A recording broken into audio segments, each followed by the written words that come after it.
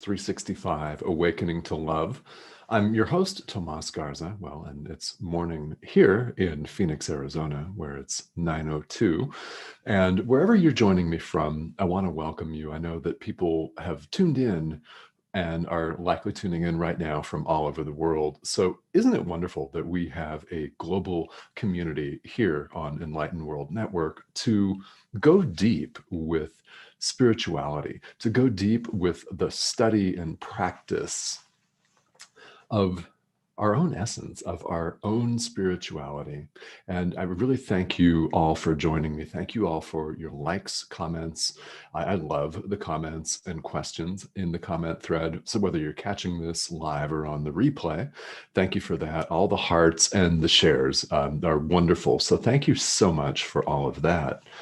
Now, yesterday, we spent some time here answering we spent some time answering the question, how does one choose love?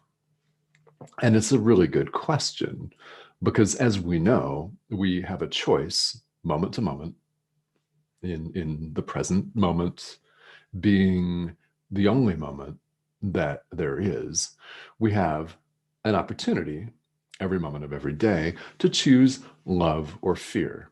We have an opportunity to choose God or the ego. We have an opportunity to choose our higher self, our limitless self, or our tiny little self with the lowercase s that is limited and full of fear and limiting beliefs.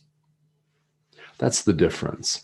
That's the opportunity we have to make the choice. And a couple of days ago, one of you asked the question, okay, well, how does one, in fact, choose love? So I spent some time on this yesterday, and I would invite you, if you missed yesterday's live, to go back. There are several different principles that I talked about that I think will be really, really helpful for you. And that's yesterday's live stream, which, by the way, you can catch on Enlightened World Network's YouTube channel. There's a playlist for every show on the network, and those are updated every day. So that will be there. And I spent about 10 to 12 minutes on that yesterday on the live. So it's worth a second look. And let me just be a little bit more succinct and practical with today's answer to that question. And that is, how does one choose love? Well, we all know what love is. In other words, we know deep down, no matter how messed up we may be in the moment, how angry, how sad, how depressed, frustrated, anxious, no matter what state we find ourselves in, we all know what's loving and what's not loving. We can just tell. It's like we can distinguish what's beautiful and what's not. Now, there's some subjectivity that enters into that, especially if we're talking music or art or literature or something that appeals to one person and not another. But deep down, if we see something and experience something beautiful, we gut level know what that is, what it feels like, what it looks like. It's a discriminating awareness, a discriminating wisdom that we all have. And how can I say that we recognize love when we're in the presence of it? It's who we are. That's how I can say with 100% certainty that we recognize love. Love recognizes only itself. This is who we are. So we can recognize it. We're fully capable of recognizing that no matter what state we may find ourselves in at present, no matter how deep you are in paying bills, no matter how many emails you're sifting through today, no matter how many appointments you have today, no matter what kind of sonic dissonance and discord is going on around you, maybe the dog's barking, maybe you've got kids that are screaming, the phone ringing, right? We all can recognize our own true nature. You've chosen it just by being here, which should be exciting, right? You know how to choose love. You're watching this. So that should tell you quite a lot right there. Now, if you find yourself wanting more, then we all know what love looks like in a certain situation. If we walk down the street and we smile at people, that's a loving act. Yeah. We all know. So, how can you do that? Well, you can walk down the street smiling. You can appreciate the birds, the trees. Yeah, it's springtime here in the Northern Hemisphere. Now, there are a lot of flowers that are blooming. Depending on where you are, there might be sunlight, green fields. Maybe you're taking a walk on the beach and you can appreciate the sand and the ocean and the waves. Giving thanks for that and appreciating the beauty of that is choosing love.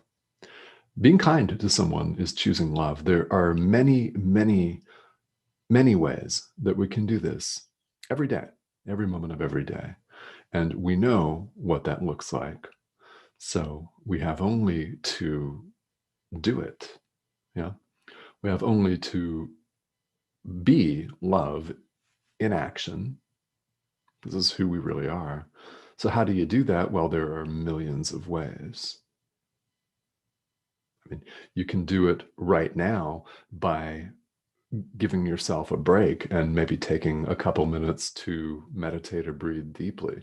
Or maybe you put your phone down if it's plaguing you. That could be choosing love, to give yourself a 5-minute break. It's an option, but there are many, many different ways. And just as we can find different ways to distract ourselves, we can find ways to reconnect with ourselves. It's the same mind, we're the same essence that gets carried away in drama. That's the same mind that can choose to be drama free. And we make that choice right now. We make it right now.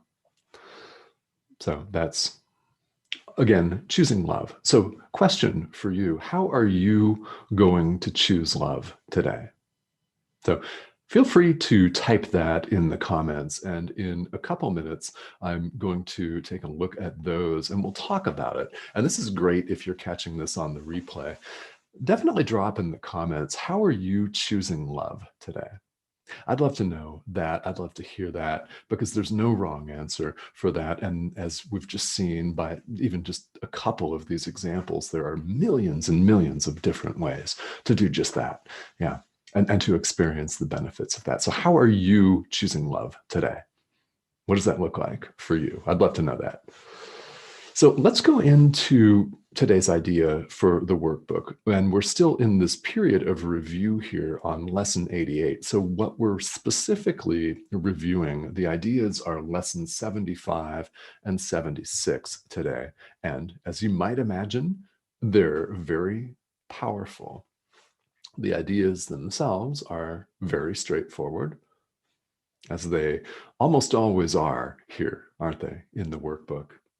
Short idea with few words and a whole lot of meaning. Yeah, beautiful, profound meaning.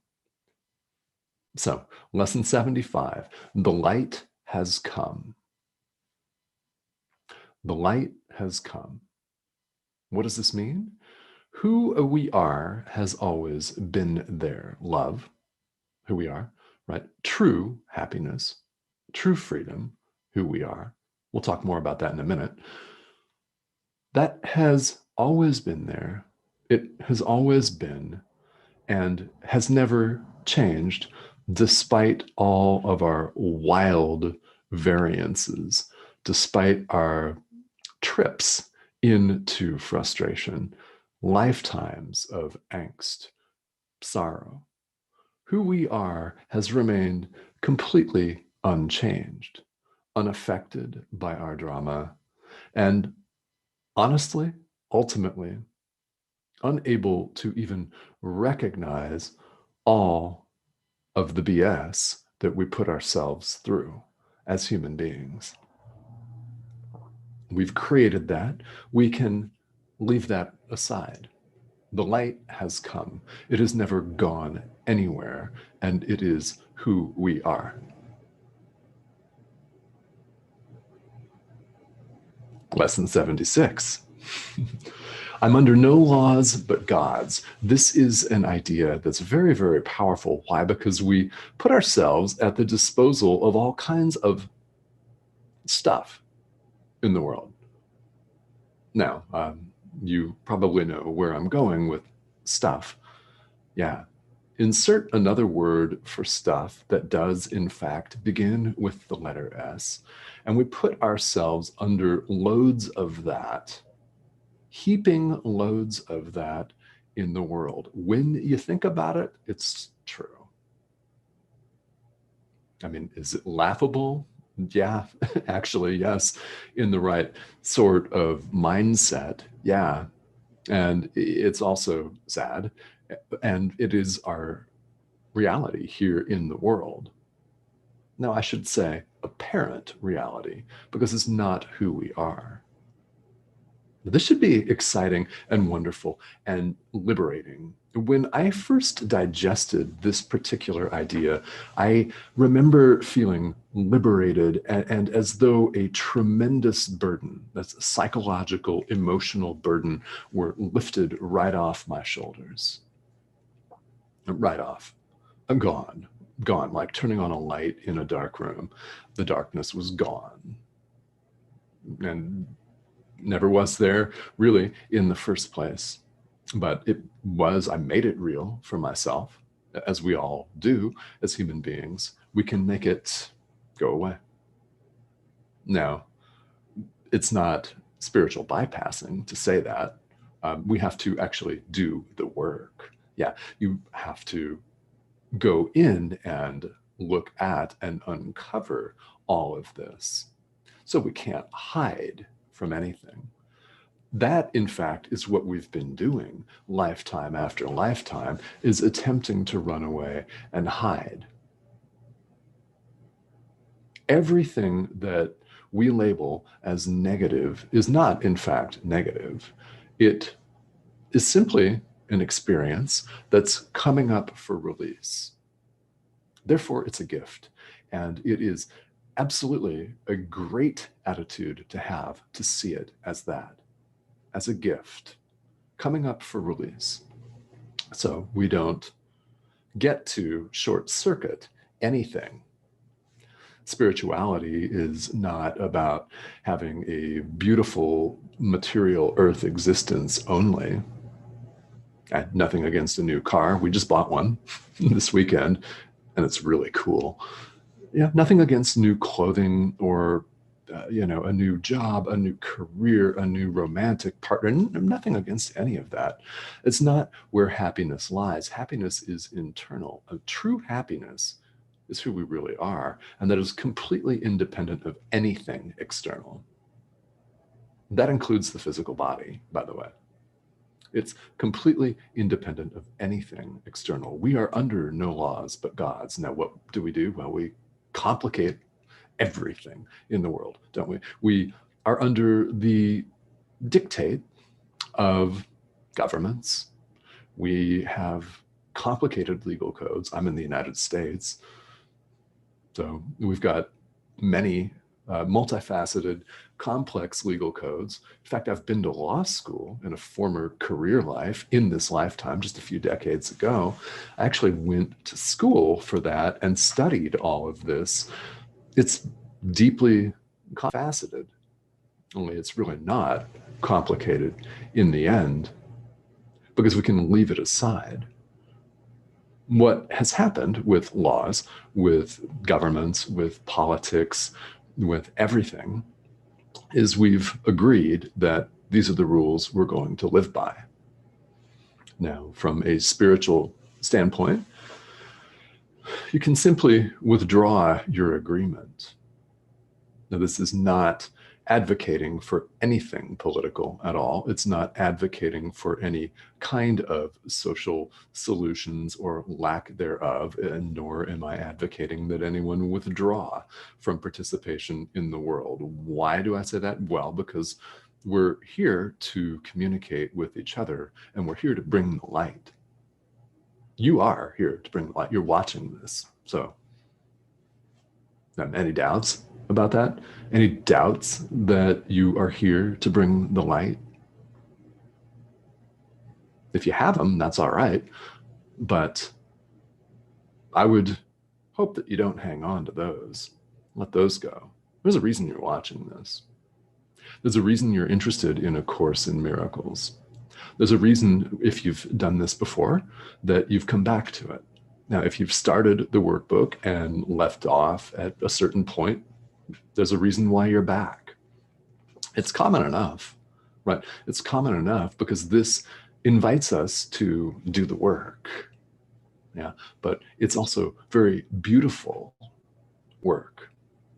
And again, to the extent that you're able in your own life to see everything that is commonly labeled negative or disruptive as a gift and a blessing indeed, because it's something that's coming up for release.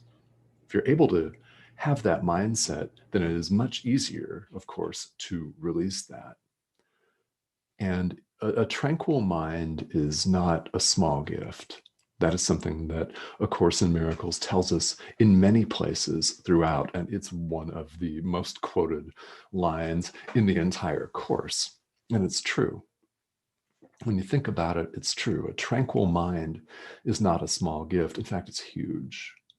How do you achieve that? Well, choose love. Yeah, choose forgiveness. When things come up for release, release them. Release them.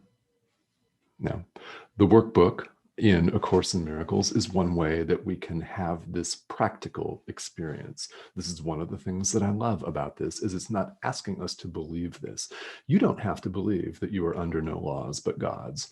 What laws are those? Laws of love and true freedom, which, as we've seen, is not dependent on anything external.